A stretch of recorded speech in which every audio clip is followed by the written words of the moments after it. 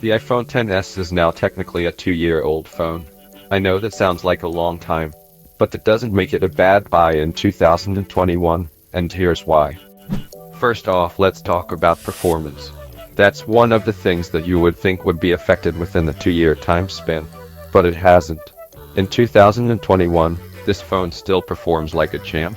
Scrolling through the UI feels very smooth despite the lack of a 120Hz screen. Games and apps open very fast and perform very well. For example, Call of Duty Mobile and PUBG runs like a champ on this phone.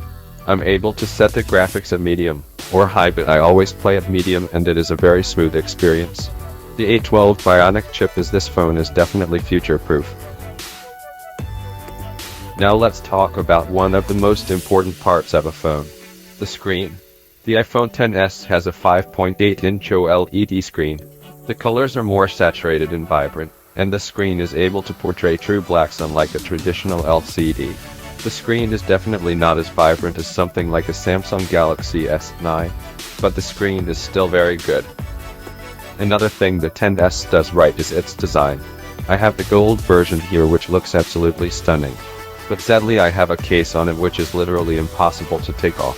The iPhone XS has stainless steel sides and a glass back which gives it a very premium feel and weight. And the screen size is perfect for smaller hands. Now here's something the iPhone XS doesn't do right. Battery life. This phone has a 2658 mAh battery. That's smaller than a 2017 iPhone X but still has better battery life than the 10. If you're a light user who will use your phone for things like scrolling through Instagram or watching YouTube, then you could probably get 5 hours and 30 minutes of battery life or a little bit more until you need to hit the charger.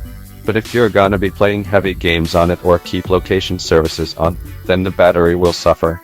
Gaming takes away a lot of battery life fast, and if you're someone who plays heavy games regularly, expect to have to hit the charger at around 3 hours. But I might be experiencing these results because I bought this phone used with an 86% battery capacity. Now finally, let's talk about the cameras. This phone has a great camera. It is able to take low light shots, and is able to take good photos under moderate lighting. I also really like the portrait mode on this camera. The camera also does a good job with selfies. The only complaint I have about this camera is that it doesn't always capture the most accurate colors, especially with skin tone. The one place this camera truly kills it is in video recording. This phone can record up to 4K at 60 FPS. The video quality is absolutely amazing. Okay, so now onto the big question. Is this phone worth it in 2021? My answer is yes. If you're a person who isn't traveling a lot and doesn't need a phone with all the latest and greatest specs, then this phone will meet all your needs perfectly. The specs on this phone are still good in 2021 with that A12 chip and 4GB of RAM and stereo speakers. This phone will most likely be supported by Apple for a good amount of time. You can only buy this phone refurbished/used on places like eBay, Kijiji, Amazon, or Best Buy. Amazon or Best Buy are the best places to purchase this phone.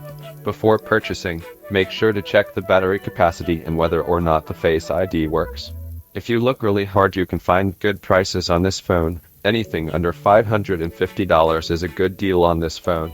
I wouldn't say it's worth anything over than due to the mediocre battery life and 2-year-old age of it.